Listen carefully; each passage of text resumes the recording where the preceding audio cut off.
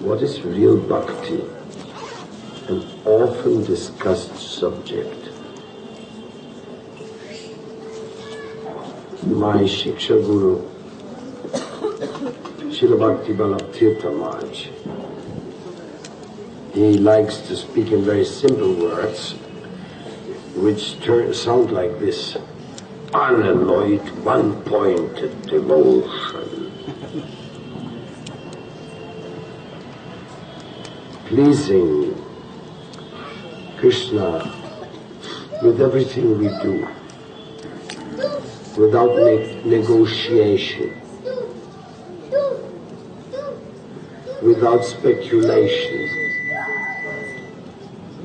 without calculation, without notion of superiority. Viktor Frankl said, the problem of modern man is not so much that he thinks that he himself has no value. Rather easily he concocts into the wrong direction of thinking that he's God himself. But he's very easily inclined towards casting away the meaning of life altogether and assessing the importance of life to be something like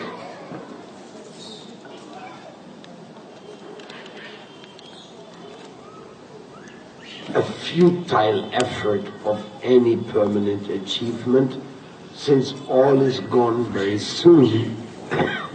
And for that purpose, do nothing and become indifferent, or do everything and get every possible pleasure out of it before time is over.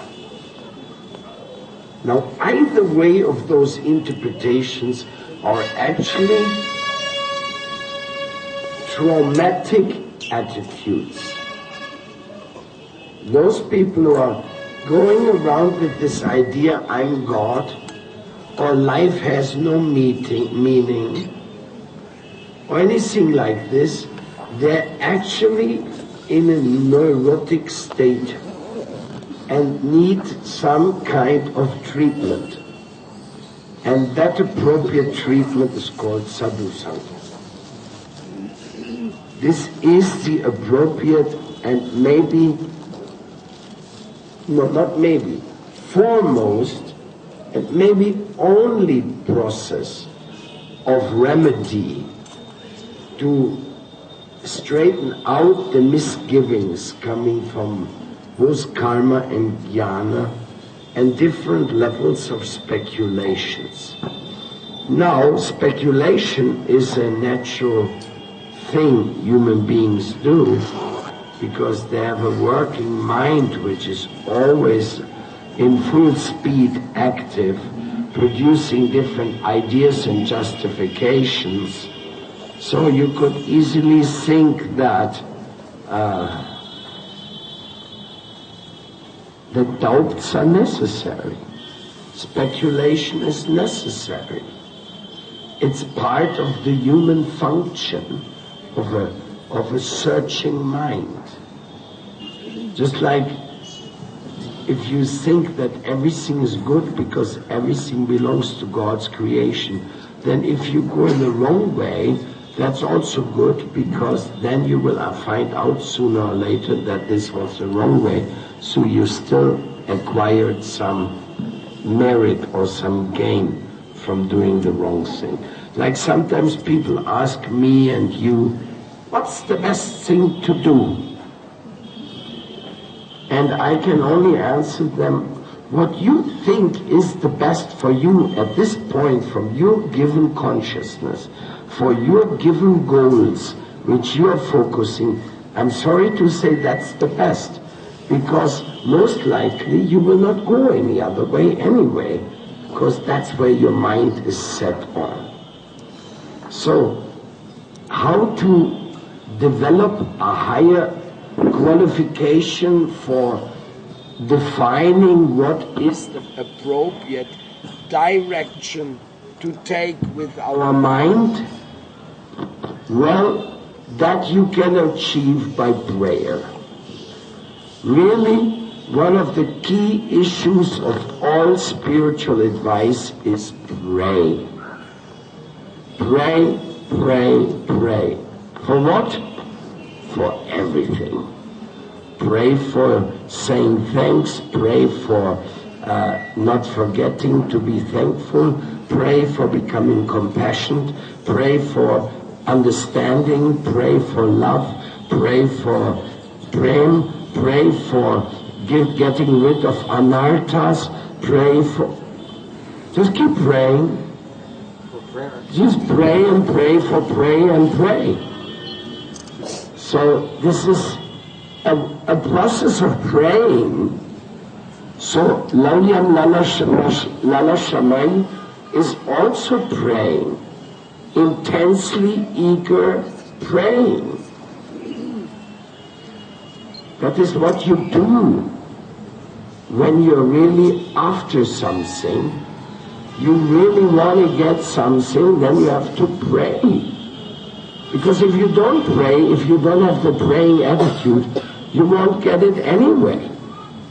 If you don't pray for it, it may come right in front of your nose and you won't recognize it. Because it's all by mercy. Everything you do, everything you get, every step you take is by mercy. You don't know whether a step you take is secure until you take it, because maybe the ground is not going to support your weight. Maybe it gives away and you fall in a ditch. You only know that after you stepped on it. Before, it may look safe, it may not look safe, the eye may cheat you. So for the process of bhakti, praying for mercy and getting rid of karma and jnana contamination. Srila Prabhupada Bhaktivedanta Swami, he used to say something very funny. He says, there is the third-class rascal. He's called karmi. He thinks he can solve everything with his working power. Hey, I'm powerful, I'm gonna manage things. The second-class rascal, he's the jnani. He thinks, I can fix it all with my brain. I'll just figure it out. I just think about it. I juggle the words. I go forward and back. I do this and that, and I'm going to come out victorious. I don't need anybody's help. And the first-class rascal, that is the yogi. He says, I am doing mystic process, yajna, I'm doing yoga, I'm doing asana, I'm doing pranayams, I'm doing special tapas. I'm gonna handle all this. I'm gonna tackle the material energy and overcome it and reach out with my yogic power to the supreme destination. He's the first-class rascal. And who is not a rascal? One who helplessly admits, I can't do it myself. I'm lost. I'm a little nobody. I have no prem, I have no bhav, I have no bhakti, I have no nothing. I'm just a beggar at the door of the Vaishnavas, that they may give me some remnants, some morsel of remnants of their food, and maybe some instructions for seva, that I may do some seva. That is what I can accomplish, to understand that I can't accomplish anything. Everything is in the hands of the Supreme. And if I want to get the grace of the Supreme, I just have to learn how to cry for it. Gaur Govinda Maharaj, my Guru Bhai, said, Srila Prabhupada opened a crying school so that we can learn how to cry, but without making a show of it, please. Crying for mercy, crying for seva.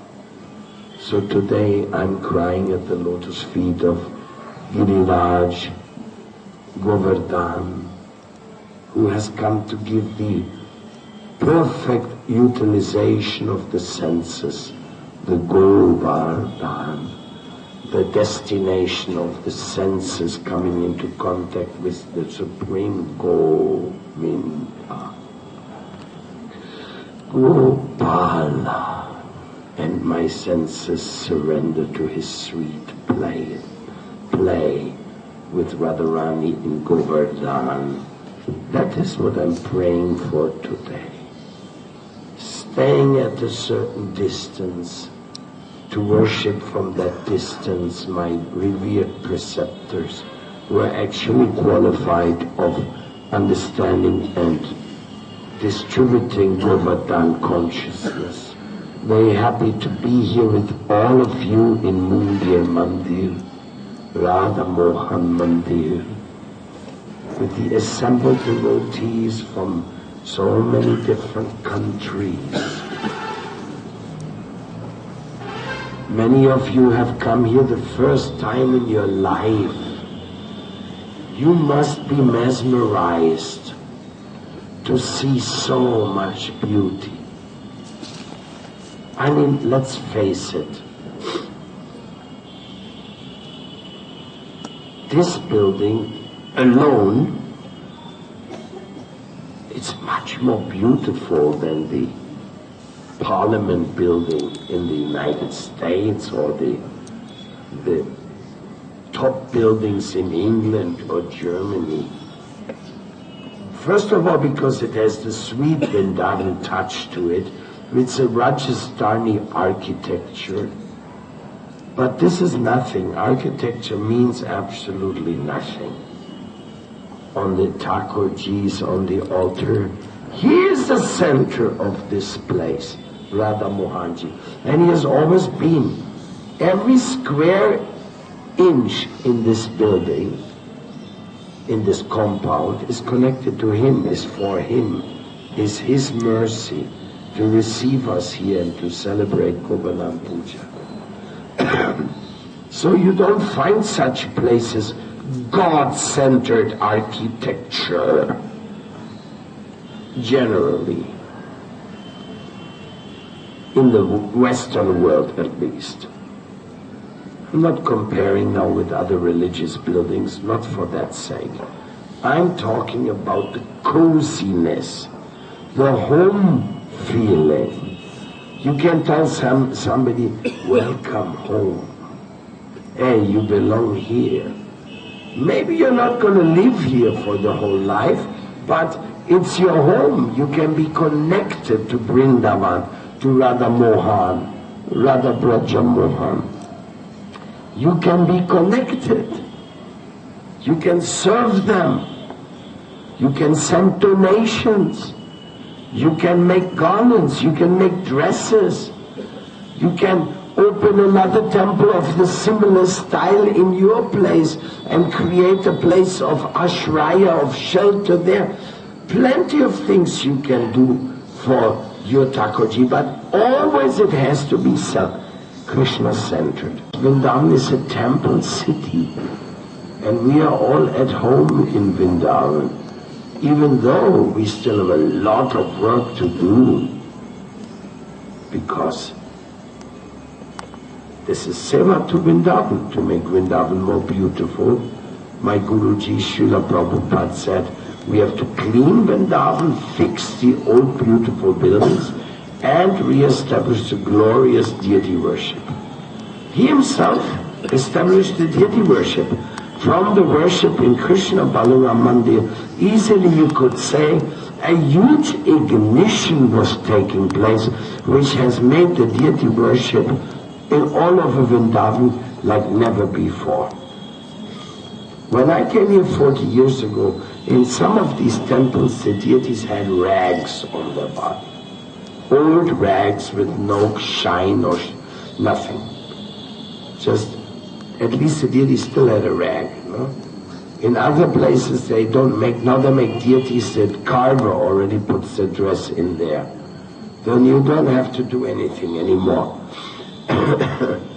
Because the dress is in the marble, something like that. And then they also carve the garlands in the marble, so you don't have to put a garland anymore. Or you just get a plastic garland, which you can change once every 6 months.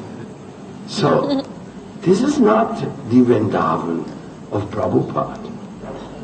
He gave us a Vrindavan so loving, the living bhakti experience.